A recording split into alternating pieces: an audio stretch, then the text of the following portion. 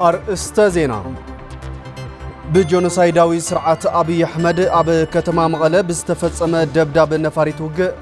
أبي العلي عصر سلسته نصحات نبرتي موجداتي كم زبصحهم تجلسهم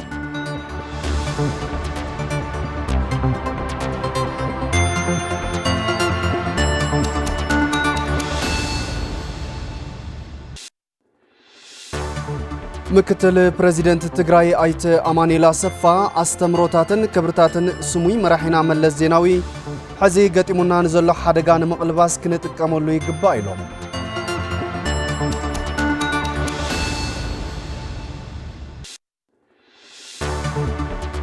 ኣብ ትግራይ ብሰንኪ ኢሊኒዮን ኣብ 41 ወረዳታትን 258 ጣብያታትን ከቢድ ሓደጋ ድርቂ ከም ዘጋጠመ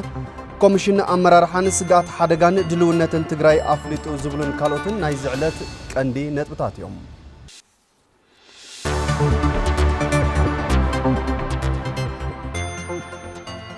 ሰላም ጥዕና ሃበለይ ዝኸርኩም ተመልከትና ነዝዕለት እዚ ዝሓረናዮም ዜናታት ቴሌቪዥን ትግራይ አርስተ ዜናታት ብምልላይ ፈሊምና ሓዚ ድማ ናብ ዝርዝራቶም ክንሰገር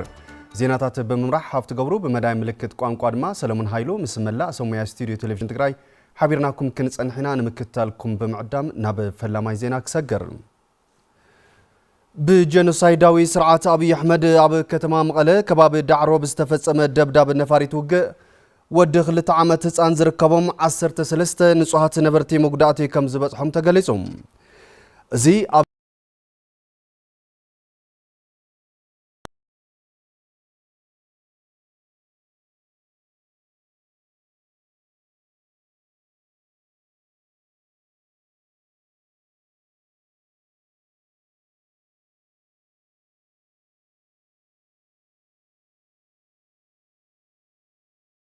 روز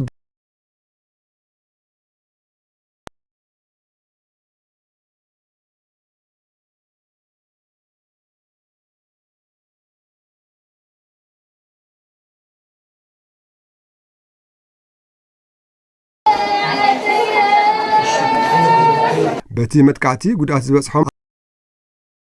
زيد هوسبيتال عيدر هزوز رديت حكمنا كرخ وزرخبناهم قدات مقدات ميجي دربياتنا جذاب ملء فريس محمد وقتها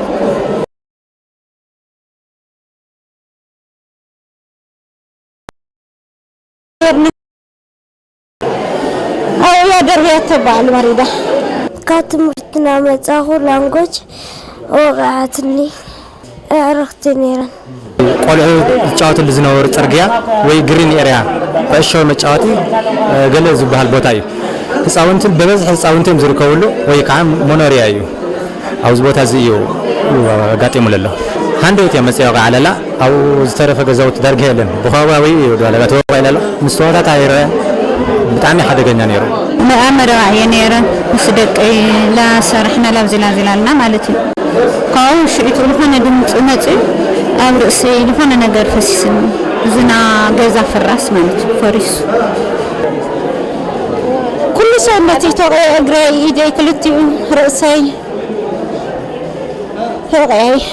سدرا قداتن قرابتنون بتقف عاو تكبر قبل عليه ساونتي مقدات كم زبصحه يقلصم شماي ممر سنايتي بحال قادن قسنا نوتينا اجزانا دمت مسمعنا خاطون قلت قات مرتبيت سلسدينا نورنا دقيلنا وصينا غطامي لحرتو على لندوي لنا لمصينا زي اب تمرتي يعني راه مالك اب اغرا توقع زلا مبرات يبحال غطامينا مصينا غروتينا توقع مستهلتنا مصينا منم دام فران سفري منم ነገር የለው በቃ ድምጽ ሰሚዕና ወልዕትና ሒዝና ገዛእቲና ነርና አው ግን ተራና ቆልዕ ሲልና ኣብላ ቡጅ ዝነበራ ማለት እዩ ገሌም ቆልዕ ረኺብና የን ገሌም ድማ ብዛዕታት መፅመለው ማለት እዩ እዚ ግፍዓዊ ተግባር ኣካልቲ ህዝቢ ትግራይ ንምጽናስ ዝግበር ዘሎ ምዃኑ ድማ ግዳት የረዱም ዝማ ጨካነ ሕዚ ይኹን ጀሚሩ እኮ እዚ ልፃነ ሓንዲ ሎሚ ይኾነ 2013 ይኾነ ናቱ መቀጸልታ እዩ ከጥፉና እንደም ዝበለ ናይ መቀጸልታ ለሕዝለ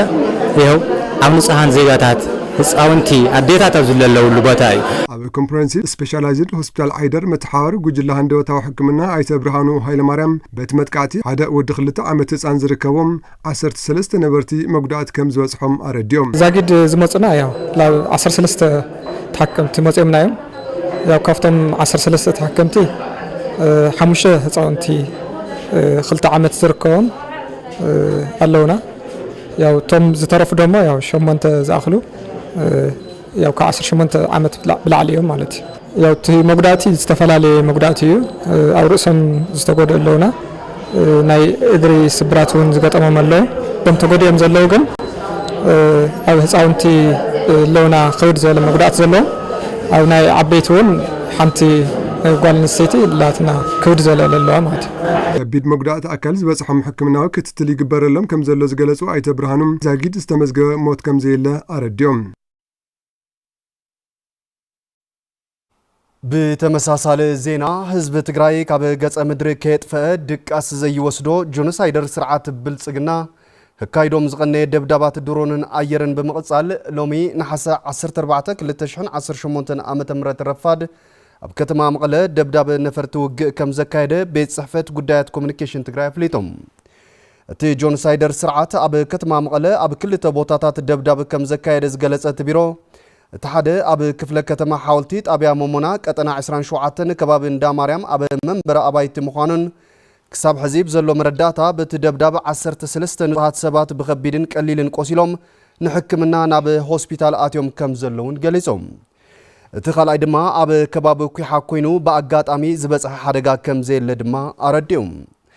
ስለዝኾነ እውን ጆኖሳይደር ስርዓት ብልጽግና ብዓይነ የብለይ ስኒ የብለይ ዘይመልኦ ጆኖሳይድ ንምምላእ ኣብ ልዕሊ ህዝቢ ትግራይ ተኸታተልቲ ደብዳባት ከካይድ ከም ዝኽእል ርዱእ እዩ ዝበለ ቢሮ ጉዳያት ኮሙኒኬሽን ትግራይ ካብዚ ብምብጋስ መላእ ህዝብና ኣብ ዝገብሮም ኩሎም ዓይነት ምንቅስቃሳት ልዑል ጥንቃቐ ንኽገብር ኣተሓሳሲቡ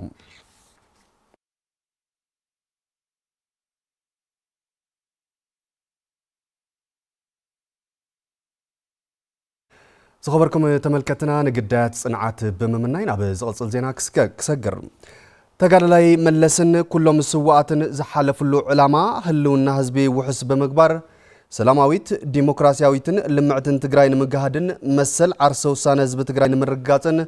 ህዝባዊ ወያነ ሓርነት ትግራይ መሪሕ እጃሙ ከም ዝፍጽም ኣፍሊጦም ህዝባዊ ወያነ ሓርነት ትግራይ ብምኽንያት መበል 14 ዓመት ዝኽሪ መስዋእቲ ተጋዳላይ መለስ ዜናዊ ዘውፅኦ መግለጺ መሳርሕትና ገብረ መድህን ተወልደ መድህን ከም ዝስዕብ ካርቦይ መበል 14 ዓመት ዝኽሪ መስዋእቲ ተጋዳላይ መለስ ዜናዊ ክብርታትን ኣስተምህሮታትን መለስ ንልዕላውነትን መሰል ርእሰ ውሳነን ምውሓስ ብዝብል መራሕ ሓሳብ ይዝከር ከም ዘሎን ዕለተ መስዋእቲ ተጋዳላይ መለስን ኩሎም ስዋኣትናን እንትንዝክር ስዋኣትና ዝወደቑሉ ዕላማ ኣብ ሽቱእ ንምብጻሕ ቃልና ሓዲስና ነካይዶ ቃልሲ ብዘለዎ ትርጉም ይክብል ህዝባዊ ወያነ ሓርነት ትግራይ ብምኽንያት መበል 14 ዓመት ዝኽሪ መስዋእቲ ተጋዳላይ መለስ ዜናዊ ኣብ ዘውፅኦ መግለፂ ኣፍሊጡ ተጋዳላይ መለስ ዜናዊ ካብ እዋን ንእስነቱ ጀሚሩ ክሳብ መስዋእቱ ዕድሚኡ ሙሉእ ምእንቲ ህዝቢ ዘወፈየ ሱሚ መርሒ እዩ ኣብ ህዝብና ዝበፅሕ ዝነበረ ብሄራዊ ወፅዓ ንምውጋድ ኣብ ዝተኻየደ ቃልሲ ምስ ካልኦት ብፆቱ ተቃሊሱ ዘቃልሰ ተጋዳላይ መለስ ዜናዊ ድሕሪ ምድምሳስ ደርጊ ኣብ ዝነበሩ እዋናት እውን ንውድብና ህወሓት ይህወደግን መንግስቲ ኢፌድርን ብምምራሕ ኣብ ኢትዮጵያ ስርዓት ዲሞክራሲ ክትከል ልምዓትን ዕብየትን ክምዝገብ ከምኡውን ሰላምን ምርግጋዕን ክዓስል እጃሙ ዝተዋፅአ ሱሚ መራሒ እዩ ዝበለ መግለፂ ህዝባዊ ወያነ ሓርነት ትግራይ ተጋዳላይ መለስ ዜናዊ ካብ ትግራይን ኢትዮጵያን ሓሊፉ ድምፂ ህዝብታት ኣፍሪካ ኮይኑ ዝተቃለሰ እዩ ኢሉ ብሓፈሻ ተጋዳላይ መለስ ኣመር ህዝባውነት ጽንዓትን ብቕዓት መሪሕነትን ኮይኑ ኣብ ህዝባዊ መትከሉ ዝተሰውአ ተቃላሳ እዩ ዝበለ መግለፂ ህዝባዊ ወያነ ሓርነት ትግራይ ዝኽሪ መስዋእቲ ተጋዳላይ መለስ እንትንዝክር ህልውና ህዝብና ንምርግጋጽ ቃልሲ ኣብ ነካይደሉ ዘለና እዋን ኮይና ኢና ስለዚ ጆኖሳይደር ስርዓት ብልጽግና ህዝቢ ከም ህዝቢ ንምጥፋእ ኩሎም መማረፅታት ተጠቂሙ ህዝብና ንምብራስ ኣብ ዝወፈረሉ ህዝብና ድማ ዘበት ንብሄራዊ ብርሰት ኢሉ ናይ ምንባር ተፈጥሮኣዊ መሰሉ ንምውሓስ ኣብ ዝቃለሰሉ እዋን ኣለና መቐጽልታ እዚ እውን ኣብዚ ዕለት እቲ ንነብሲ ወከፍ ትግራዋይ ዕላማ ገይሩ ወፍሪ ብርሰት ዘካየድ ዘሎ ስርዓት ብልጽግና ኣብ ማእኸል መንበረ ኣባይቲ ከተማ መቐለ ደብዳብ ኣብ ዘካይደሉ ኮይና ንዝክሮ ኣለና እዚ ድማ እዚ ስርዓት ህዝቢ ትግራይ ከም ህዝብን ምብራስ ቆሪጹ ተሊሙ ዝሰርሕ ዘሎ ኣረመናዊ ስርዓት ምዃኑ ካልእ መረጋገፂ እዩ ህዝብና በመንፈስ ቃልስን ጅግንነትን ኩሎም ስዋኣትና ብጽንዓት ተቃሊሱ ህልውንኡ ካብ ምውሓስ ወጻኢ ካሊ ኣማራጽ ተዓጺወሎም ተጋዳላይ መለስን ኩሎም ስዋኣትናን ዝሓለፉሉ ዕላማ ህልውና ህዝብና ውሑስ ኮይኑ ሰላማዊት ዲሞክራሲያዊትን ልምዕትን ትግራይ ምጋሃድን መሰል ዓርሰ ውሳነ ህዝቢ ትግራይ ንምርግጋጽን እዩ ዝበለ መግለጽ ህዝባዊ ወያነ ሓርነት ትግራይ ስለዚ መላእ ህዝብና ህልውናኻን ልዕላውነትካን ንምውሓስ ዕላማ ስዋኣትና ኣብ ሽቱእ ንምብጻሕ ተካይዶ ዘለኻ ቃልሲ بعوت نمززام مريح ودبك هوحات مسكلهم عقمتات مخاطة تواريدو مريح إجامكم زواسا كرقاقس الكافوت تيلوم أستمرتاتن كبرتاتن سموي مراحنا من الزيناوي تقراين هزبان حزي قد إموام زلو حدقان مقلباس كم مواتعو كنت كاملهم يقبائلهم مكتل بريزيدنت تقراي أيتا أماني لسفام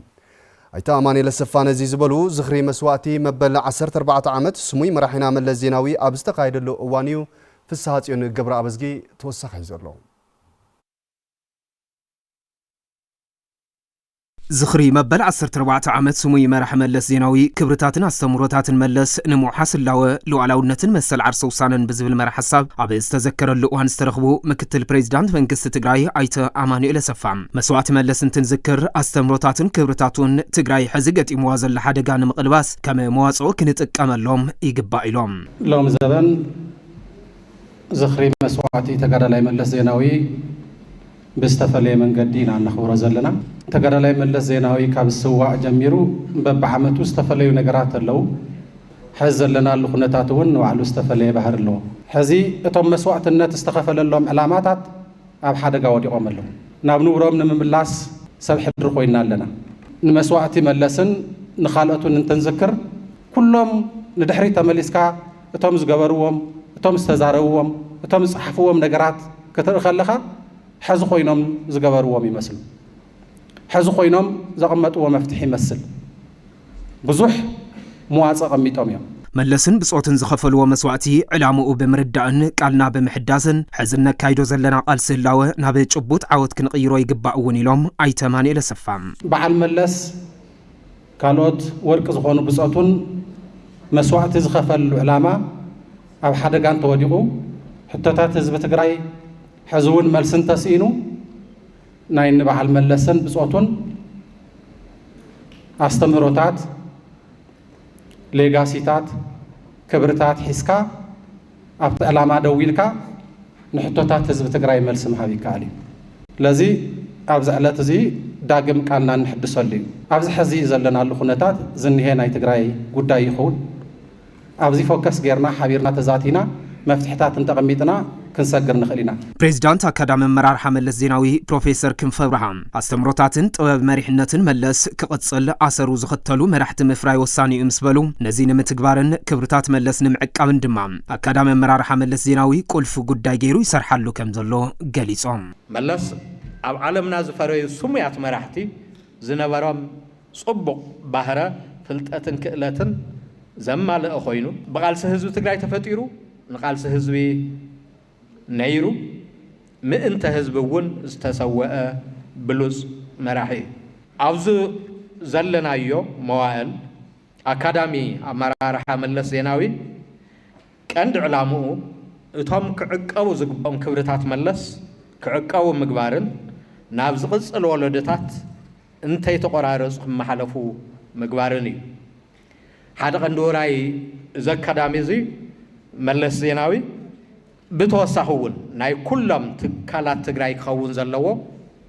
انت تخيلنا يكالنا ونيلي زامن بزحات ملسات مفراي مخالي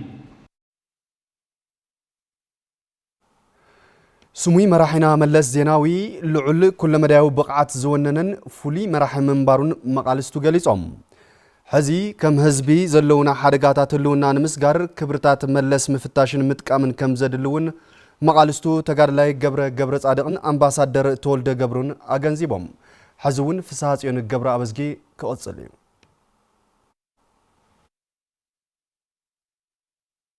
ዝኽሪ መስዋዕቲ መበል 14 ዓመት ብሉጽ መራሒ መለስ ምኽንያት ተገይሩ ኣብ ዝተኻየደ መድረኽ ዘተ ተረኺቡ መበገሲ ጽሑፍ ዘቕረበ ሓላፊ ምሕዳር ሓይሊ ሰብ ሰራዊት ትግራይ ተጋዳላይ ገብረ ጻድቕ መለስ ኩለ መዳይ ጸገም ህዝቢ ንምፍታሕ ጻዕሪ ዝገብር ብቑዕ መራሕን ዕድሚኡ ልክዕ ተምሃራይን ምንባሩ ገሊጹ ህዝብን ትብል ተሎ ብፍላይ ድማ ነቲ ድኻ ካብ ድኽነት ንኽወፅእ ብምሉእ ኮሚትመንት ዝሰርሕ መራሒ ኢሉ ዘለለ ዕድመ ልክዑ ዝመሃርዩ ኣነ ዝኣኽለኒ ኣነ ፈላጥ ይብል መለስ የንብብ ጥራሕ ኣይኮነን ምስ ህዝቢ ብዝጥዕም ነቲ ድኽነት ንምፍታሕ ብዝጥዕም እውን ዕሩ ይጽሕፍ ጥራሕ ኣይኮነን ትዝጽሓፎ ካልኦት በብደረጅኡ ንኽርድእዎ እውን ብዝግባእ የስርጽ ይእምን ብሉጽ መራሒ መለስ ንመሰረታዊ ጸገማት መርሚሩ ጭቡጥ መፍትሒ ዘምጽእን ፍሉይ ብልሒ ዝነበሮን መራሒ ምንባር እውን ኣብቲ መድረኽ ንክብርታትን ኣስተምህሮታትን ተጋድላይ መለስ ጠሚቶም ጽሑፍ ዘቕረቡ ኣምባሳደር ተወልደ ገብሩ ገሊጾም ንዓወት ከምጽኡ ዝኽእሉ ስትራቴጂን ታክቲካትን ኣብ ምፍላይን ምንጻርን ከም መራሒ ዓብዪ ኣስተዋጽኦ ዝነበሮ ብጻዩ ጸገማት ክርኢ ክገጥሞም ከሎ ናብ ህዝቢ ዝወርድ መምህር እዩ ህዝቢ ኢሉ ይዛምን خالق مجلس مبرهايو أما تايم خانه ننوح الزريز تمت تجادلاي ملس بحساباتون استمراتون فولي مرحن لعل كل مداي بقعات زوننن ببرك عالم عنتوز فترن مرح من بارون تجادلاي جبرة صادقن أمباسادر تولد جبرون أرديهم نتجراي لإثيوبيا راح يكونن أي تعدلنا نمر ملا أفريقيا نملا عالم زخون حسب زمن شو زنورة وورلد كلاس مايند اللي هو توهايدو استقلت أي الذي تسمع نيرو يدمس أفريقيا بمولو يوكلو نيرو عالم الأخوة مدرخاتون ملس عدة ملو أبجي 7 G20 سو زي تساتفوا لي اللي كاوكم بحر وزدري نقر سلزنوري نبوزو حق زي أب دبلوماسي كابز نبرنا سبات نلعلي مريحوه تقلال لنا تنايم دبلوماسي من قد سازي بوزو حق زي أفتوى تدراوي خناتاتو أفت بوليتيكا خناتاتو زياتهم كلهم نهاتو هافتن نايم مرارحة سقطاتون يمنير حزي حزب تግራይ ዘካይዶ ዘሎ ቃልሲ ሙሓስ መሰል ዓርሰ ውሳነን ሉዓላውነትን ምዕዋት ክብርታት መለስ ወሳንነቶም ዕዙዝ ምዃኑውን ተጋዳላይ ገብረ ጻድቕን ኣምባሳደር ተወልደን ኣገንዚቦም ትናይ ዓላማ ጽንዓቱ ህዝባዊ ግንኑ ክሳዕታ ህልፈተ ህይወቱ ህዝቢ ከገልግል የዝነበሮ ኮሚትመንት ብተወሰነ ደረጃ ስንቅና ተገርናያ ግን ህዝብ ትግራይ ሕዝውን ሓድነቱን ተስጢሙ ዝመጸጸላይን ምምካት ንኽእሊና ቶማስ ተምሮታት ናይ መለስ ኣብዚ ዘድልዩና ኣመት ምዃን እቶም ክመፁ ዝኽእሉ ነገራት ብምሉኦም ተንቲንካ ቐሚጥካ መፍትሓቶም ሓዚ ኣፍቶም ዝተተንተኑ ዝተቐመጡ መፍትሕታት ከዓ ምስ ህዝብኻ ምስታይ ኩሉ ድልው ምግባር እዚኦም እዮም ሕዚ ዘድልዩና ብዝተፈላለዩ ኣማራጽታት ትከታተልዎ ዘለኹም ዜናታት ቴሌቪዥን ትግራይ እንዳቐጸለዮም ሕርያኹም ቴሌቪዥን ትግራይ ጌርኩም ትከታተሉ ስለ ዘለኹም ድማ ከብረት ያበና ብምባል ናብ ዝቕጽል ዜና ድማ ከስግረኩም ንህዝብኻ መምሳል ንስለ ህዝብኻ ምጽዓር ህዝብኻ ምንባርን ምእንተ ህዝብኻ ምስዋዕን ካብቶም ብዙሓት ውሕዳት ክብርታት መለስ እዮም ክብርታት ስሙይ መራሒና መለስ ዜናዊ ካብ ህዝባውነትን ንባብን ከም ዝቕዳሕ ድማ ብጾቱ ይምስክርሎም ሳራሕትና ريبورترنا إفريم ردهي أب جعزة قدلي سوء تقدلاي ملس زينا ودهيبو بتنتانة داسي سوالو بحرنا يحفش الزينا إنكنا ويانا يحبونا ህዝቢ ትግራይ ኣመዋል ቃልሱ ብዙሓት መስገደላት ተሕሊፉ ክጭቆንን ከሎ ይውደብ ዕላሙ ይንጽር መሪሕነቶም ማዕራሪዩ ይጋደል የጋደል መስዋዕቱ ድማ ኣርዑት መግዛእቲ ይብጥስ ህልውኑን ሰላሙን እውን ይውሕስ ካብቶም ህዝቢ ዘብቅዖም ተጋዲሎም ዘጋደሉ ህዝባዊ ዓወት ዘረጋገጹ መራሕቱ ድማ ስሚ መራሒ መለስ ዜናዊ ኣብ ቅድሚት ይስራዕ ሚስተር ዓወት ህዝቢ ትግራይ ሓድነቱ ምዃኑ ከዓ ቅድሚ 14 ዓመታት ዝተሰውአ ተጋዳላይ መለስ ዜናዊ ገሊጹ ነይሩ ተጋዳላይ ጫፍ ናይታ ህዝብና ዘልዓላ ኩናት ኮይኑ እቲ ህዝቢ ድማ ከም ህዝብን ብነፍስ ወከፍ ስድራ ደረጃን ዝተረፈ ኣካል ናይታ ኩናት ኮይኑ ስለ ዝተዋግአ እዩ ዓወት ተጸምቢሉ ህዝቢ ትግራይ ብሓድነታዊ ቃልሱን መግለጽ ኣልቦ መስዋዕቱን ክርህወን ከሎ ልምዓቱ የቀላጥፍ ኣራያነቱ ድማ ዓለም ለኸ ፍልጦን ሽልማትን ረኺቡ ቀላስነትን ፈጻምነትን ብሉጽ መራሒ መለስ ዜናዊ ከዓ መስደመም ነይሩ ኣብ ሃገረ ኖርዌይ ዝረኸቦ ሽልማት ገንዘብ ኣይርሳዕን እቲ ገንዘባዊ ሽልማቱ እውን ኣብ ገጸራት ኣብያተ ትምህርትን ዝመሃረ ደቂ ኣንስትዮ መጠናኸሪ ኣውዒልዎ እዚ ተጋዳላይ መለስ ዜናዊ ንትምህርትን ምብቃዕ ደቂ ኣንስትዮን ዝነበረ ቀላሕታ የንጸባርቕ and could not come up with a better idea than promoting the education of poor girls in the rural areas. ነበር ቀዳማይ ሚኒስተር ኢትዮጵያ መለስ ዜናዊ ስነ ምህዳር ውድባት ፖለቲካ ንኽሰፍሕ መሪሕ ብጽሒት ነይርዎ ምእንተዚ መግለጽ ሓንቲ ዓዲ ዝኾነ ፍትሕን ተሓታትነትን ንኽሰፍን ኣሳታፊ ድምፂ ህዝቢ ንኽስማዓን ጽዒሩ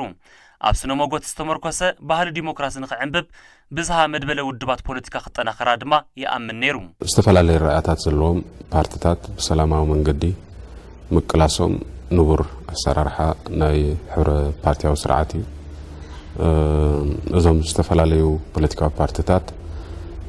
ቃልሶም ብሰላማዊ መንገዲ ክሳዕ ዝገበርዎ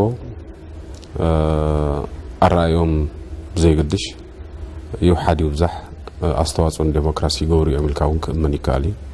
ሱሚ መራሒ መለስ ዜናዊ ምስ ጎረባብቲ ህዝብታትን ሃገራትን ዝነበሮ ዝምድናን ሓልዮትን እውን ስጡም እዩ ብወተሃደራውን ዲፕሎማስያውን ኣግባብ ሰላምን ምርግጋእን ሃገራት ላይቤርያ ሶማልያ ሩዋንዳ ደቡብ ሱዳንን ካልኦት ሃገራት ኣፍሪቃን ኣውሒሱ ላይ ቃልሲ ህዝቢ ኤርትራ ንኽገሃድ መሪሕነቱ ዕዙዝ ነይሩ ሰላምን ምዕባልን ህዝቢ ትግራይን ኤርትራን ናይ ሓንቲ ሳንቲም ክልተ ገጽ ምዃኖም ድማ ብኣንደበቱ ኣረጋጊጹ እዩ ትዶብ ተኸቢሩ ግን ተሓጹር ፈሪሱ ኣሕዋት ህዝብታት ከም ቀደሞም ተዋሃይዶምን ደጋጊፎም ክነብሩ ኢና ንምናይ ሳልሳይ ህዝቢ ኤርትራ ክሓልፈሉ ንምናይና ባዕልና እውን ንሕና እውን ክሓልፈልና ንምናይ ግን ተፈላለዩና ክሓልፈልና እዩ ዝብል እምነት የብልና ኣብ መንጎ ክልተ ውድባት ኮኑ መንግስታት ጎንፅን ኩናትን ምስ ዘጋጥም እውን እምነትን ሕውነትን ኩሎ መዳዊ ረብሓ ህዝብታትን ትግራይን ኤርትራን ጠስምን ድልኽን ምዃኑ እውን ኣስሚሩሉ ነይሩ ጎራብቲና ኣሕዋትና ዝብል መንፈስ ናይ ውልቀ ሰባት ኣይኮነን ኮዳኣስ ካብቶም መራሕቲና ንብል ዘለና ሰባት ፖለቲካዊ ትንታነ ክንማጻደቕ ክንማዕራር ንፍትን ሰባት ንላዕሊ እቶም ኣብቲ ባይታ ዘለው ህዝብታት እዮም ኣሕዋትና ዝብል እምነት ዘለዎም ተጋዳላይ መለስ ዕድመ ንእስነቱ ምእንቲ ህዝቢ ዝበጀወ ካብ ወተሃደራውን ፖለቲካውን ቃልሲ ትግራይ ሓሊፉ ጨና ምሕደራ ዘይነበሮምን ዘይፈልጡን ሰበኽሳግን ብሄረሰባትን ህዝብታትን ኢትዮጵያ ህልውና መውሒሱ ኣብ ሕገ መንግስቲ ዝተመርኮሰ ሙሉእ ዓርሰ ውሳነ ክሳብ ምግንጻል ስርዓተ መንግስቲ እውን ኣጣይሹ እዚ ድማ ገድሊ ሱሚ መራሒ መለስ ዜናዊ ንህልውናን መውሓስን ህዝቢ ዝነበሮ ፖለቲካዊ ቅዋምን ብቕዓት መሪሕነትን ከም ዘመላኽት ምክትል ሓላፊ ቢሮ ጉዳያት ኮሚኒኬሽን ትግራይ ኣይተ ጸጋዝ ኣብ ካሳ ይሕብሩ ስራሕ ተቆፂረ ቤተሰበይ ሓጊዘ ንባዕለይ እውን ናብራይ ለዊጠ ወይ ወፃእ ሃገር ኸይደ ከምዚ ኮይነ ዶክተር ኦር ኢንጂነር ዋቴቨር ኮይነ ክነብር ዶ ወይስ ህዝበይ ናተወፅዐና ረኹ ክቃለስ ስለዚ ናይ ቃልስ ምርጫ ገይሩ ዝወፀ እቲ ጀሚርዎ ዝነበረ ናይ ህይወት ትራጀክተሪ ራሕሪሑ ናብ ህዝባዊ ቃልሲ ዝኣተወ ሰብ እዩ ተጋዳላይ መለስ ወተሃደራዊ ሊግ ከም ዝነበረውን ብጾቱ መስኪሮምሉ ሰራዊት ትግራይ ህዝባውነቶም ሓልዮም ከጋደሉን ወተሃደራዊ ጥበብ ክዕጠቑን መሰልጠን ይቐርጽ ምንባሩውን ላዕለዋይ መሪሕነት ሰራዊት ትግራይ ተጋዳላይ ነጋሽ ሕሉፍ ይገልጽ ኣብ ፖለቲካ ጥራሕ ዘይኮነ ኣብ ውትድርና እውን ዓብዪ ኢድ ዝነበረ ኣብ በረኻና ኣለና ናይ ወተሃደራዊ መስመር ወተሃደራዊ ሳይንስን ጥበብን ዝቐረጸ ንሱ እዩ እቲ ማሲቭ ሊደርሺፕ ንመለስ ዝገበሮ ዝተዋፅኦ መለስ ከዓ ነቲ ማሲቭ ሊደርሺፕ ዝገበሮ ዝተዋፅኦ ተወራረስቲ ምዃኖም ሪስፖካል ምዃኖም ሓሲብና ከም ንኸይድ ሓሲበ እየ ዝዛረብ ዘለኹ መለስ ዜናዊ ትርክታ ህዝቢ የዳምፅ ድምፂ ህዝቢ ንኽስማዕ ድማ ትልምታት ይሕንፅፅ ካብዚ ብምብጋስ ናብ ብፆቱ የካፍልን የሰርፅን ብሓፈሻ ክብርታት መለስ ካብ ህዝባውነትን ንባብን ይቕዳሕ ብምባል ሜጀር ጀነራል ክንፈ ዳኘው የረድእ መለስ ብጣዕሚ መንበባዕ እዩ ብጣዕሚ ተማያጣ እዩ ምስ ተጋዳላይ እውን ይማየጥ ምስ ህዝቢ እውን ይማየጥ ሓደ ትዘንብዎ ናብ ናይ ህዝቢ ረብሓን ናይ ህዝቢ ምዕባለን ዝተቐመጠ ምዃኑ እየ ዝፈልጥ ካልኦት ነገራት እውን የነብዩ ግን ብዝያዳ ዘንብቦ ህዝባዊ ጉዳያት ናይ ህዝባዊ ልምዓት ናይ ህዝቢ ዕብየት ዝምልከት እዩ ከም ወዮ ተጋዳላይ መለስ ዜናዊ ዝበሎ ህዝባውነትን ብሄራዊ ረብሓን ናብ ዋጋ ዕዳጋ ዘይቐርቡ ዓንድታት ሓንቲ ሃገር እዮም ህልውና ህዝቢ ትግራይ ካብ ጆኖሳይድ ንምውሓስ ድማ ውርሻታት ተጋዳላይ መለስ ዜናዊ ምኽታል ከም ዘድሊ ፕሬዝዳንት አካዳሚ አመራርሓ መለስ ፕሮፌሰር ክንፈ ብርሃ ይገልጹ ክብርታትን አስተምሮታትን መለስን ካልኦት ስዋዕትናን ምልባስን معتقن اتزعبه عدك مخانو فليتنا لو علاونتنا نمقبار حالواتنا ندحننتنا نموحاس أبزي قبر قالسي أبزي تزعبه قد خصاوت زخيل تمن سي حيل مخانو أبزي خيدوزي ناتاتكم قد كابزخون يخون اوان لعلي زلعال مخانو أب قمت مئتاو يدلي صار الرأيان أتحاسبان مرحنة ملس زيناو زلو جنوسايدو مجزات أبي حمد علي بانصارو أبل على تجرين حزبان سنتتي في السملو هلاو حزب كرغاغص أوشت عدن وصان زساقي زلو تفنقلت وغنات نامربتهم كملسون حق منغستاو غزات تجراي وحسك خونن قدنيوم منتزي حدنتو زستمه دجنت حزبي بحملس ورسه مريحنت دبلوماسيو عاقم زغوده دياسبورا تجراين قد لجيغنا حي سراو تجراين بزفطرو وحدت قالس دما كعوتيو كبرتات سموي مرحنا ملس زيناوي بملباس تግራይ አጋጢሙዋ ዘሎ ፈተናን ምብዳህ ድልዋት ከም ዝኾኑ ሰራሕተኛታት መንግስቲ ወረዳ ቆላት ተንቤን ተዛሪቦም በል 14 ዓመት ዝኽሪ መስዋዕቲ ስሙይ መራሒና መለስ ዜናዊ አመልኪቶም አበ ወረዳ ቆላት ተንቤን ዝርከቡ ሰራሕተኛታት መንግስቲ አበ ክብርታትን አፈታትሓ ብድሆታትን አመልኪቶም ፓነል ምይጥ አሳሊጦም ተሳተፍቲ ፓነል ከም ዝበልዎ ድሕሪ መስዋዕቲ ስሙይ መራሒና መለስ ዜናዊ ብሽም ለውጢ ናብ ስልጣን ዝመፀ ስርዓት ብልጽግና ሌጋስታት መለስን ህዝቢ ትግራይን ካብ ምጥፋእ ሓሊፉ ንባዕሉ ሕልፊ መስዋዕቲ ከፊሉ ሕልፊ ረብሓን ዘይረኸበ ህዝቢ ትግራይ ከም ጸላኢ ወሲዱ ካብ ምድረ ገጽ ንምጥፋእ ጆኖሳይደር ፈጺሙሉን ሕዝውን ይፍጽመሉን ኣሎ ኢሎም ነቲ ህልው ፈተና ብስሙር ቃልሶም ንምብዳህ ድልዋት ምዃኖም እቶም ወሃብ ትርኢቶ ገሊጾም ዋና ማሕዳሪ ወረዳ ቆላት ተንቤን አይተ ባህረ ተኽለመድህን ብግዶም ክብርታትን ሌጋስታትን ስሙይ መራሒና መለስ ዜናዊ ብምቕጻል ካብ ዕጥቃው ቃልሲ ጀሚሩ ክሳብ ዕለተ መስዋዕቱ ብውሕሉል ኣመራርሑኡ ከም ዝልለን ነዚ ብምውራስ ኣብዚ መዋእል ዘሎ ወለዶ ሕድሩ ብምቕባል ህዝባዊ ሓላፍነት ምፍጻም ኣገዳሲ ኢሎም ከም ጸብጻብ ንጉሰ ማርያም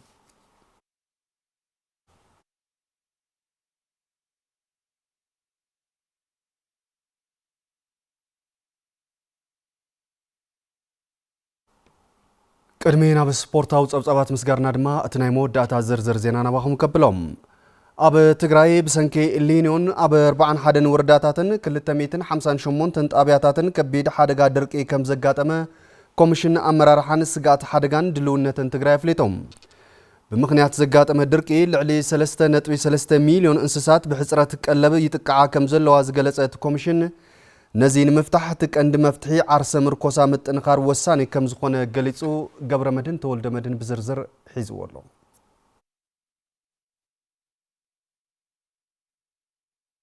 ኮሚሽን ኣመራርሓን ስጋት ሓደጋን ድልውነትን ትግራይ ንኤሊኖ ስዒቡ ዘጋጠመ ሓደጋ ድርቂ መሰረት ገይሩ መብርሂ ሂቡ ኣብ ትግራይ ብሰንኪ ኤሊኖ ኣብ 41 ወረዳታትን 258 ጣብያታትን ከቢድ ሓደጋ ድርቂ ከም ዘጋጠመ ዝገለጹ ምክትል ኮሚሽነር ኮሚሽን ኣመራርሓን ስጋት ሓደጋን ድልውነትን ትግራይ ኣይተ ገብረ እግዚአብሔር አረጋዊ ካብዚአን 6 ወረዳታት ዞባ ደቡብ 5 ወረዳታት ደቡብ ምብራቅ 11 ወረዳታት ዞባ ምብራቅ 16 ወረዳታት ዞባ ማእኸልን 3 ወረዳታት ዞባ ሰሜን ምዕራብን ኣብ ከቢድ ሓደጋ ከም ዝርከባ ገሊጾም ፍርቂ ማሕሰለና ማለት ብስርት ሰማይ ትኾሉ እዩ ንሪኦ ኣለና ትትንበያውን እዚ ዝበሃል መሰረታዊ ለውጢ ነገር ይውልን ማለት ዝረአ ዘሎ ክሳብ ሕዚ ምንም ዓይነት ዝናብ ዘይዘነበለን ወራት ሙሉ በሙሉ ኣለዋ ብከፊል ዘይዘነበለን እውን ብርክዝ ዝበለ ኣለዋ ማለት ክሳብ ሕዚ ኣብተን 5 ዞባታት እዚ ብዝርዝር ኣቢልካ ብዞባታት ወራት ጣብያታት እውን ክረአ ከሎ ግን ዞባ ደቡብ ብፍላይ 6 ወረዳት ኣብ 47 ጣብያታት ዳርጋ ልዕሊ 50% ናይቲ ወረዳ ጣብያታት ኣብ ከቢድ ሓደጋ ከም ዘለዋ እዩ ተመሳሳሊ ናይ ደቡብ ምብራቅ ኣብ 5 ወረዳት 47 ጣብያታት ዳርጋ ልዕሊ 40% ናይቲ ዞባ ዘለዋ ጣብያታት ኣብ ከቢድ ሽግር ዘለዋ እዩ ማለት እዚአን ከዓ ፍላይ ናይ 20 ወጀራት ሕንጣሎ ደርታ ዝበዝሕ ፓርቱ ሳምረ ሳሕርቲ ናይ ዞባ ምብራቅ ኣብ 11 ወረዳት ኣብ ልዕሊ 104 ጣብያታት ዳርጋ ልዕሊ 80 ሚእታውቲ ናይ ዞባ ዘለዋ ጣብያታት ዝሓዘ እዩ ተመሳሳሊ ናይ ዞባ ማእኸል ካብ 16 ወረዳት ልዕሊ 51 ጣብያታት ካብ ነበርገሌ ጭላ በፂሉ ክስካብቱ ናይ ሓይል እገላ ወላፍቲ ማእኸላት ዘሎ ራማ ዳባ ጻሕማ ካልኦት ከባቢታት እውን ዝሓወሰ እዩ ማለት ናይ ሰሜን ምዕራብ ብፍላይ 3 ወረዳት ኣብ 9 ጣብያታት እዩ እተን 2 ወረዳት ከሙስፖ ዝግለጻ ጣብያታት ዘለዎን እየን ፖኬት ኤሪያታት ዘለዎን እየን ኣብተን ናይ ላዕላይ ጸለምቲ ግን كابي شديش شوعة طابياتات أو كبيت حرقة لك حمتنا راي عزو راي جرجر نايروب زلو خناتات بركن زركبايد مالتشو ካብዚ ሓሊፉ ሓደጋ በረድ እውን ኣብ ሰብን ዝራእትን ጉድኣት ከም ዘብፅሐ እቶም ምክትል ኮሚሽነር ሓቢሮም ድርቂ ወይ ከዓ ናይ ሚኒስትር ስራስ ከም ዘሎ ኮይኑ በቶም ተንዝርካበን ዝነበራውን ፍላይ በታ ሓያል በረድ ውሕጅውን ብርክዝ ዝበለ ወረዳት ብርክዝ ዝበለ ጣብያታት እውን ከቢድ ጉድኣትን ሓደጋን ዘብፅሕሉ ኩነታት ዝነበረ ምዃኑ ፍላይ ናይ ቀይሕ ተኽሊ شاب لعل 10 متر تعاقينو لعل سومنا تصنحل تبرتي مخخه او زيت زنبر زرو طلع الله ملؤ درجه 50 نبره زغور له خنتات كم زنبرن بتي زغاطمه درقي اب سب انسساتن زراعتن غدات كم زبصحن تحصرت قلب غطيمون كم زلو غليصوم لعلي 3.3 مليون انسات بتي فتن حزز نصركون طاياتات زلوا انسات بحصرت قلب كم زتقعيت زملخت او زي كلاتنا ون كم نردو تخاتلنا يوم زمصنا نغلو غلي فلايو زنا يورغل يچلا او ناي يوروب شكاب ممات نفسن ون مقناس عصم مرأي يلونا علاقة أخرى خلوا واقع مقناس بستفلا حماماتون بقولي متقع ملكتات كم زلون زرق زلو أيو ኣብ ማሕበር ቁጠባዊ ቁሉላው ዝርከብ ልዕሊ 1.7 ሚልዮን ተመዛባሊ ከይኣክል ሓደጋ ድርቂ ተወሲኽዎ ከጋጥሙ ዝኽእሉ ጸገማት ዘተሓሳስቡ ከም ዝኾኑ ዝገለጹ ኣይተ ገብረ እግዚኣብሔር ነቲ ድርቂ ንምምካት ግብረ ሓይሊ ተጣይሹ ኣብ ባይታ ወሪዱ ይሰርሕ ከም ዘሎ ኣፍሊጦም ብሓፍሻ ሕዝ ዘሎ ኩነታት ከራማት ብዝግባእ ንምርዳእን ንምፍላጥን ከምኡ ድማ ዘድልዩ ተግባራት ንምፍጻም ሕዚ ግብረ ሓይሊ ናብ ታሕቲ ወሪዱ ኣሎ 17 ቢሮታት ዝተሳተፋሉ መዳርክቲ ኣካላት እውን ዝተሳተፉሉ ብሓሙሽተ ጉጅለ ደው ምራቅ ሓደ ጉጅለ ምብራቅ ሓደ ጉጅለ ዞባ ማእከል ካብ ክልተ ማእከል ካብ ክልተ ጉጅለ ሰሜን ምዕራብ ዓርሱ ዝኻለ ጉጅለ ተጣይሹ ናብ ታሕቲ ጽንዓት ተገብር ኣብ እንስሳት ኣብ ዘራእቲ ወላ ወድ ሰባት እውን ከምና አንትራክስ ራቢስ ናይ ሕማም ዕውድ ከልቢ ካልኦት እውን ዝበሉ ሕማማት ጀሚሮም ከም ዘለውን أوزون هي وتوجرت ناس أنا اللي خناتات كم زلوا لكن سيكترات وقعتن بيرتها سفيح أنا سفيح من بروار جركا سفيح صراحتي صراحة خمس زلون أقدم كونات صراحة سنا مسؤول خانن بغض النظر كعجل صراحة خمس تقل من ملخاتيو نتي أقاتي مزلوا حدا قادر كن مكلال نايم خلاي حسيرن نوحين جزية سليدا وسيخا كم سرحن زي بوانا النت عرسو مركوسا بمتن خارك فتح كم زلوا ون أجنزيبهم بس قلت منا ويك عن صلالي نازل حدا قادر كي أزي خبيد مخانو تسقم ترديخا بلان الدالخا تسقم كفتح زخل فلا إنسات كويس عزغل حركاتات مسمو زلو سوافتي أتا أساسيركا كافتوش تون حزن عصر خوصدو كاب دقون تايتاي كزور لهم كم زقبا أنواع لهم نتنقل الإنسان إنسات تون دقا ما يمول يوم كما قرن بغرب إنسات يا خمس زقبا مسؤوم تزمحاتي خا زقبر زلو كادا تعبز مسكني مالت أو كالي يوم بزلك كمان مرز بزلك عدل كتقور زقبا كمسرح من ما مرز زي خوني مالت نزخونه يخون أكر نزخونه يخون نجار كنص بيونا سيقدم كونات نتصرز مصيو دايركشن وين توهي ولي بالعلوات مرحتنا مالت استرخبت عدل كويس زل ما مرت تقيمك كنجورز قبل نجار مقبر نصباح وين دحر صباح زبال ورا يخون مالت ስለዚህ وزي أصنات هو وزقبا زغوركم تملكتنا على تاو زينات التلفزيون تግራይ زوم كساب حزز تخطاتلكم يመስሉ نيرم سلت مكتالكم كبرت يابلنا سلام